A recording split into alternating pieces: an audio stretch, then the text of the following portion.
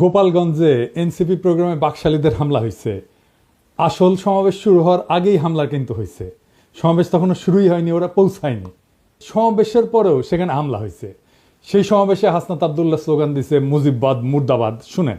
মুজিববাদ মুজিববাদ মুর্দাবাদ মুর্দাবাদ মুজিববাদ মুজিববাদ মুর্দাবাদ মুর্দাবাদ মুর্দাবাদ মুর্দাবাদ মুজিববাদ মুজিববাদ মুজিববাদ মুজিববাদ মুর্দাবাদ মুর্দাবাদ ইনকিলাব ইনকিলাব জিন্দাবাদ জিন্দাবাদ। এনসিপি যাইতেছে গোপালগঞ্জ শহরে, আর বাকশালীরা টুঙ্গিপাড়া পাহারা দেয়। আরে বেকুব, টুঙ্গিপাড়ার দায়িত্ব তো আমার। লোহা না গরম হইলে হাতুড়ি দিয়ে লোহায় বাড়ি দিয়ে লাভ আছে কোনো? বাকশালীদের ঔদ্ধত্য আর জনগণের ঘৃণা সেই পর্যায়ে পৌঁছাইলে টুঙ্গিপাড়া জয় বাংলা হয়ে যাবে, কেউ ঠেকাইতে পারবে না। টুঙ্গিপাড়া বাঁচানির একমাত্র রাস্তা হইতেছে বাকশালীদের জাতির কাছে ক্ষমা চাওয়া, নয়তো অপেক্ষা করা লোহা গরম হওয়ার। পিনাকির শপথ মিস হয় না। যা কইছি করে দেখাবো ইনশাল্লাহ। আওয়ামী লীগ আসলে কি, বাকশাল আসলে কি?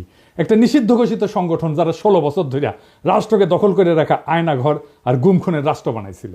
1 বছর হয় নাই হাজার হাজার ছাত্ররে মারলো পাখির মতো গুলি কেরা। আর এই ছাত্রলীগ আওয়ামী লীগ নিজেরা অস্ত্র হাতে হাসিনা পুলিশের সাথে নামিছিল। তাদের মধ্যে যারা পলাইছে তারা তো পলাইছেই, আর বাকিগুলা গোপালগঞ্জে যায় ঢুকিছে। রাজনৈতিক নেতাদের জন্মস্থানে সেই দলের একটা প্রভাব থাকে দীর্ঘদিন, এটা স্বাভাবিক। গোপালগঞ্জেও আওয়ামী লীগের প্রভাব থাকবে, আওয়ামী মনোভাবাপন্ন মানুষ থাকবে, কিন্তু একটা রাজনৈতিক দলের শান্তিপূর্ণ কর্মসূচি করতে দেবে না। প্রাইভেট বাহিনী দিয়ে অস্ত্র হাতে সমাবেশ শুরুর আগেই সমাবেশ স্থল ভাঙবে, এটা কি মগের মুল্লুক? কেন বিএনপিকে তো গত ফেব্রুয়ারিতে সমাবেশ করতে বাধা দেয় নাই? আমরা তো কথা বলার সভা সমাবেশের স্বাধীন হতে চাইছি, রাজনীতির স্বাধীন হতে চাইছি। হাসিনা এটা করতে দেয়নি, তো গোপালগঞ্জে কি এখনো হাসিনার শাসন চলে? বিএনপি ওখানে করতে পারলে এনসিপি কেন করতে পারবে না? মানে গোপালগঞ্জের আওয়ামী লীগের সাথে কি এমন প্রেম বিএনপির যে তারা সমাবেশ করতে পারবে, আর কি এমন শত্রুতা এনসিপির যে তারা যাইতেই পারবে না? বিএনপি কি হাসিনার বিরুদ্ধে লড়াই করে নাই? এই বিএনপি যখন 2024-এর 14ই সেপ্টেম্বরে প্রোগ্রাম করতে যাইতেছিল, তখন গাড়ি বহরে হামলা করে 3 জন বিএনপির নেতাকর্মীকে মাইরা ফেলাইছিল এই গোপালগঞ্জের বাকশালীরা। আর আজকা বিএনপির কর্মীরা উল্লাস করিচ্ছে আওয়ামী লীগের মতোই, যে এনসিপি মার খাইছে, দাওয়া খাইছে, উল্লাস করিচ্ছে। হ্যাঁ, কি বেকুবের বেকুব রে। তো বিএনপি পরে প্রোগ্রাম করলো যখন, তখন কোনো হইল না কেন? কোনো অ্যারেঞ্জমেন্ট হয়েছিল নিশ্চয়ই। তো যখন পরে বিএনপি প্রোগ্রাম করতে গেল, তখন কেন আওয়ামী লীগ ট্রিগার্ড হইল না? কেন ডাক্তার জাহিদ ট্রিগার্ড হইল না? কেন কচু খেতে ট্রিগার্ড হইল না? কেন আগে থেকে আওয়ামী লীগেরা চ্যালেঞ্জ ছুড়ে দিতে থাকলো? প্রশ্নটা এখানেই।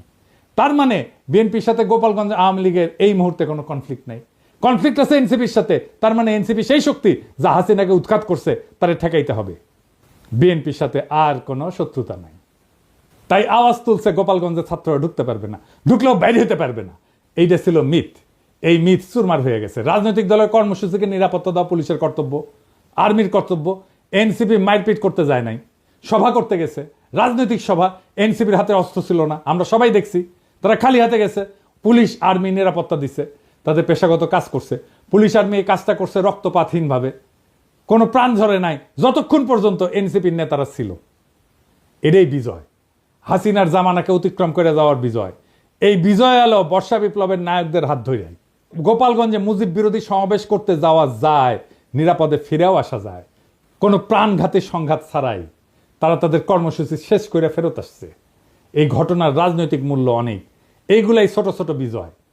আর গোপালগঞ্জের জনগণ নামে নাই, নাম ছিল বাকশালী গুন্ডারা। ওরা মরণপণ লড়াই করতে পারে না, সেটাও তো দেখলেন। এখন বলবেন কই 4 জন তো মারা গেছে। হ্যাঁ, মারা গেছে, কারণ তারা এনসিপির নেতারা ফিরে আসার পরে নানা জায়গায় হামলা শুরু করেছিল, বোমা আগ্নেয়াস্ত্র নিয়ে, এমনকি জেলখানা আক্রমণ করেছে। ক্যাজুয়ালিটি হয়েছে তারা ফিরে আসার পরে। আরো অনেককে চিনবার পারলাম এই সুযোগে। যেমন ধরেন বাংলাদেশের মিডিয়াগুলা, যেমন প্রথম আলো, জাউরা, ও বলছে যে কিছু লোক এসে হামলা চালাইছে। এই লোকের পরিচয় তারা জানে না। মতি মাহফুজকে এমনি আমি থাপড়াইতে চাই, জাউরার জীবন না ভালো হবে না। এখন আবার কচু খেতে আসিছে মানবাধিকার নিয়ে, ওরে আমার ওরে ওবার মানবাধিকারও বুঝে। মানে আপনি একজন খুনি ডাকাতের মানবাধিকারের পক্ষে দাঁড়াবেন, জার্মানিতে নাজি পার্টির সদস্যদের মানবাধিকারের পক্ষে দাঁড়াবেন। ওই সারাক্ষণ করে ধান্দাবাজি, জানেন? কই থেকে কি টাকা কামানো যায় তার ধান্দা করে। টাকা কামানো খারাপ কিছু না, কিন্তু মিনিমাম নৈতিকতা তো থাকবে। একটা এক্সাম্পল দিই, ওই যে মুস্তাক মারা গেল না, রিমান্ডে নিছিল, তার সাথে কিশোরকে ধরেছিল। কেন ধরেছিল জানেন? নাফিস শরাফতের একটা কার্টুন আঁকিছিল কিশোর, এই আইডিয়া সামির প্রকাশ করেছিল আই এম বাংলাদেশিতে। সামি ওইটার অ্যাডমিন, সে নিজেই কইছে যে দেখেন সেই পেজ সেই চালাইতো। সেই নাফিস শরাফত রেগে গিয়া এই কিশোর আর মুস্তাককে অ্যারেস্ট করে পিটায়। মুস্তাককে এতই পিটাইছিল যে সে প্যান্টে হাগে দিছিল। তারপর তো মুস্তাক মরে গেল। সেই নাফিস শরাফতের একটা কাজের জন্য এই সামি তদবির করছে মন্ত্রণালয়ে, কাজ দেয় না এই জন্য মন্ত্রণালয়ের দায়িত্বপ্রাপ্ত বিশেষ সহকারী পিছে সে লাগিছে, তার নামে রিপোর্ট করাইছে। যে আমার কমরেডকে মাইরা ফেলাইলো তার জন্য তদবির। সি সি সি সি রে সামি সি। আমি এটা শুনে বাকরুদ্ধ। একটা মানুষের নৈতিক পজিশনে এত সহজে বেঁচে দেওয়া যায়? মুস্তাকের জীবনের এতটুকু মূল্য নাই তার কাছে। আমি যে ওরে অপছন্দ করি এমনি এমনি না, ওর মধ্যে বিবেক মনুষ্যত্ব কিচ্ছু নাই।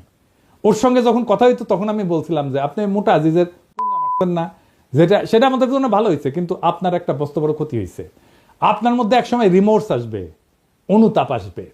আজ না হোক কাল আসবে, কাল না হোক পরশু আসবে, নয়তো মরার আগে আসবে। আপনার মনে হবে একজন মানুষ আপনারে বিশ্বাস করেছিল, সে খারাপ মানুষ তাতে সন্দেহ নাই, কিন্তু বিশ্বাস করছিল আপনাকে। সেই বিশ্বাস, ট্রাস্ট আপনি ভাঙছেন। ট্রাস্ট একটা খুব ইম্পর্টেন্ট জিনিস। বাংলাদেশে বিশ্বাস ভাঙাটা কোনো ব্যাপার না। আর এই কচুকেতিরকে দেখে বুঝলাম ও মরার টাইমে ওর রিমোর্স আসবে না।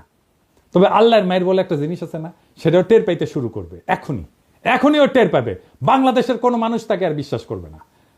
আর আমি তো আমার এপিসোডে তার প্রশংসা করেই যাব। মানুষ জানবে একজন অতিশয় ভালো মানুষ আছে দুনিয়ায়, সে ভালো কাজ করে, সে ভালো ছেলে। সন্ধ্যায় হাত মুখ ধুয়ে পড়তে বসে আর দেখে কোটি কোটি ধান্দা করা যায়, কোটি কোটি চান্দা আদায় করা যায়। কারে কারে দিয়ে চান্দা আদায় করে সেটাও জানি।